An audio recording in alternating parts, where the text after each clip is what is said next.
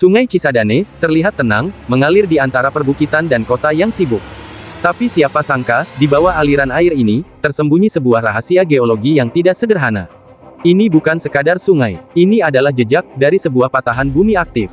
Di bawah jalurnya, terdapat struktur yang dikenal sebagai sesar Cisadane. Sebuah zona lemah di kerak bumi yang bisa menjadi sumber pergerakan tanah, bahkan gempa.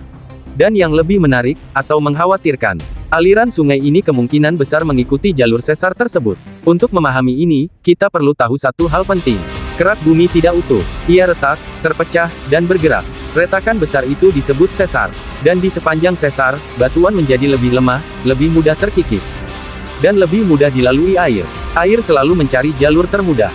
Dan zona patahan adalah jalan tol alami bagi aliran air. Itulah sebabnya banyak sungai di dunia, termasuk Cisadane, mengalir mengikuti jalur sesar. Jika kita membelah bumi di bawah Cisadane, kita akan melihat lapisan demi lapisan tanah permukaan, batuan sedimen, hingga zona patahan yang retak dan rapuh. Disinilah air mengalir lebih cepat. Disinilah tekanan bisa terakumulasi. Dan disinilah potensi bahaya tersembunyi. Sesar tidak selalu diam. Beberapa di antaranya aktif, artinya masih bergerak. Pergerakan ini bisa sangat lambat, atau tiba-tiba melepaskan energi besar dalam bentuk gempa. Pertanyaannya, apakah sesar Cisadane termasuk yang aktif? Wilayah sekitar Cisadane bukan daerah kosong. Ini adalah kawasan padat penduduk, rumah, jalan, industri. Jika terjadi pergerakan sesar, dampaknya tidak hanya di bawah tanah. Retakan bisa muncul di permukaan, bangunan bisa terdampak, dan aliran sungai sendiri bisa berubah arah.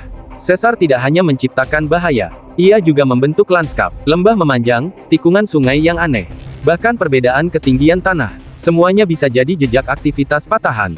Cisadane mungkin adalah peta hidup dari proses ini. Zona sesar juga mempengaruhi air tanah.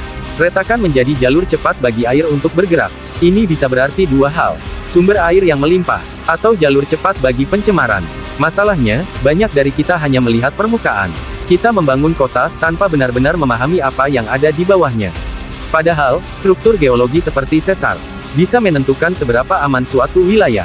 Para geolog menggunakan berbagai metode, pemetaan, survei, hingga analisis satelit, untuk memahami sesar seperti Cisadane. Tujuannya bukan menakut-nakuti, tapi untuk mengantisipasi. Indonesia berada di wilayah yang sangat aktif secara geologi. Sesar, gunung api, dan pergerakan lempeng adalah bagian dari keseharian bumi kita. Cisadane hanyalah satu contoh kecil dari sistem yang jauh lebih besar. Sungai ini tetap mengalir, tenang, seperti biasa. Tapi di bawahnya, bumi terus bergerak.